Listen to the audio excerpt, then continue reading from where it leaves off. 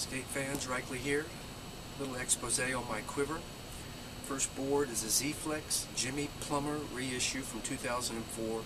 This is unidirectional fiberglass, injection molded, very much similar to the original Z-Boys board back in 1977, made by Skip Ingram and Jeff Ho. Has a rail here to give you a trough so that you have better wheel clearance. This board has a kicktail, which the original Z-Flex board did not. It's 27 inches long. These are SureGrip Invader trucks, still made by SureGrip, the company that made the original Z-Boys truck that they used, which is a much smaller axle. It was a roller skate truck. This is about the size of a Tracker full track. This is, to me, the best carving truck I've been able to find.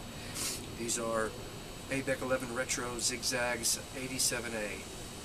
This is a great all-around stick.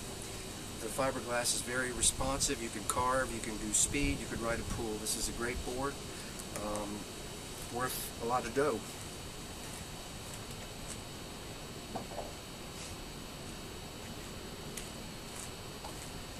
This board is a Dogtown Skates run by Jim Muir. It's a PC Paul Constantino tail tap reissue.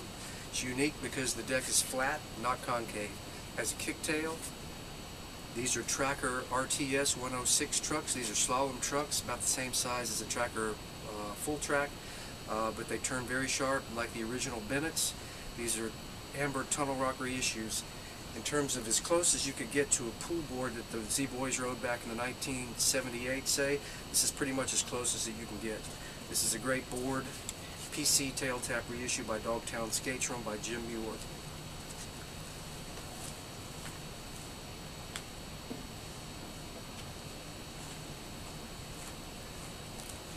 This board is an Arbor Bogart, has bamboo on the top and bottom. It's 33 inches long with a kicktail and a camber. Not sure why they gave this board a camber. I don't like it that much. Find it's very unstable to ride on top of something that's shaped like the back of a whale. Still 33 inches is a very good in-between longboard, shortboard shape. This has Indy 215 longboard trucks, Kryptonic 63.5 Dubcon wheels. Dubcon means instead of having a radiused edge like a tire, which is like this, it's rounded like a cone on the back and the front of the wheel. This is your best wheel for transitions, because as you roll between a transition like this conical edge will take you up on the transition easier than a wheel that has a square edge radius. It's a center set bearing, which means the bearing is set inside instead of off to one side on the back. It's really a good transition. It could be a good pool wheel. I put it on here because the 215s are so wide for this board. It brings the wheels in just a little bit.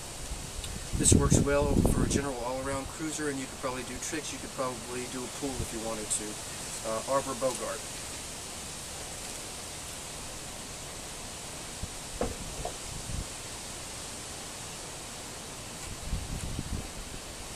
You got to excuse the bandage on my nose, as I got these boards out of the back of the truck today. The hatch for the cab was up.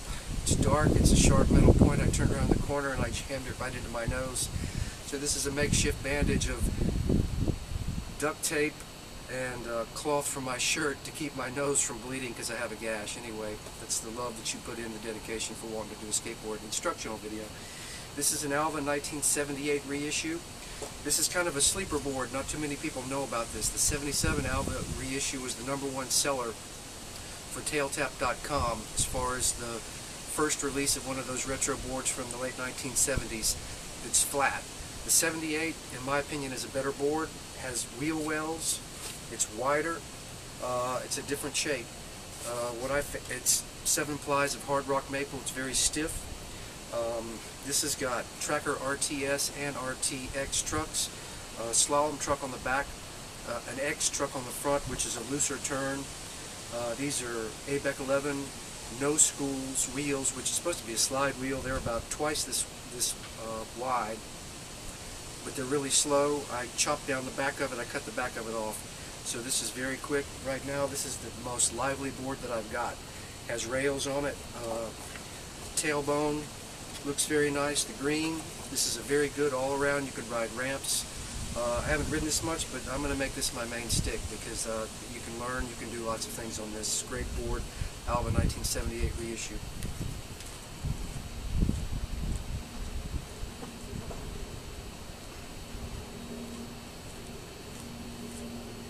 This is a 38-inch Gordon & Smith vertically laminated pintail. Has aspen stringers. The wood is glued together vertically.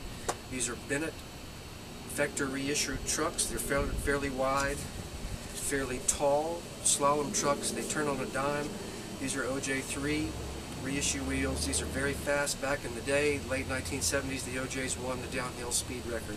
This is just a good all-around carving fun board.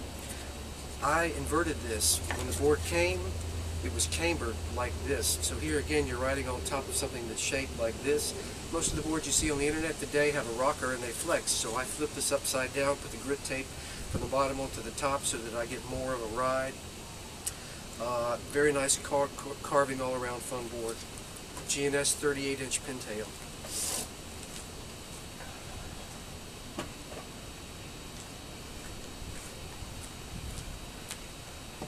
This is a 44-inch Gordon & Smith kicktail.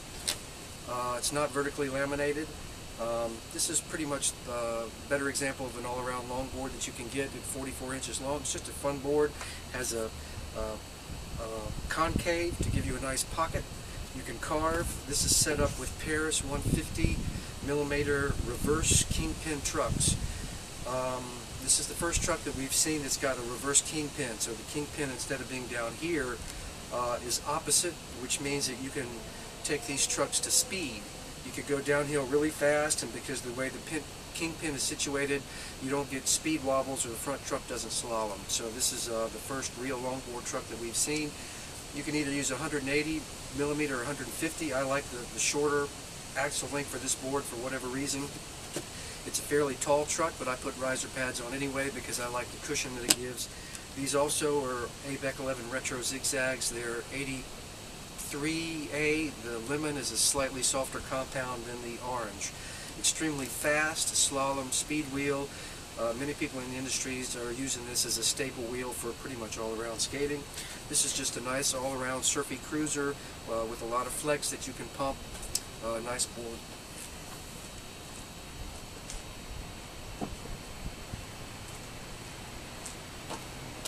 Last but not least, before I get out of here, at Max Abbott Middle School. I have to do this in a hurry with people all around, make sure that nobody comes around because these boards are valuable. And I'm one person. I don't want to get jacked or mugged out here by some roving gang of crystal meth heads. So anyway, excuse my band-aid here. It's keeping my nose, the gash on my nose from bleeding. This used to be a Lanyards drop speed. I chopped it down. I chopped the shape down. This used to be square. What I found is that with these are Randall R2 180 trucks. These are the longer version of the 150, the Paris. This is a Randall, also reverse kingpin. Because of the longer axle, the way that the board was cut, if you can put this axle on two different ways. You can flip it, and it changes the geometry. One is more stable for downhill. I flipped the axle from the way that it came so that it carves more sharply. I like to carve. But also with the big wheel, you get wheel bite, is that the truck turns this way. It was cutting along the edge of the board. I don't know why the guys at Lanyards didn't figure this out. So anyway, I chopped this down to get rid of that wheel bite and put a little indentation here so that you can push this truck all the way down as far as it'll turn with all your weight. Still won't hit the board. So you can carve this as sharp as you can and never worry about the wheel hitting the board, stopping and throwing you off, which is really dangerous. I've done that several times and you smack the pavement. So number one priority is that no wheel bite either on the side or down here when you carve. This is my custom shape. It's shorter, so for me the distance from here to here is more normal between the way that you have your feet spread. Put a little indentation here so that as you carry this board around, you got something here to put your hand in. Also gives the board more curves, a more feminine appeal. These are ABEC 11. They're striker wheels. They're big. They have a core. They're center set. So this is supposed to be a good slide wheel because you can go at speed. The core keeps them from heating up for downhill. Also, it's center set. It's got a rounded edge. I haven't been able to slide these wheels yet, but supposedly this is going to be your setup to do both stable at speed downhill and the Coleman slide. So used to be a Lanyard's drop speed, now it's a custom stick.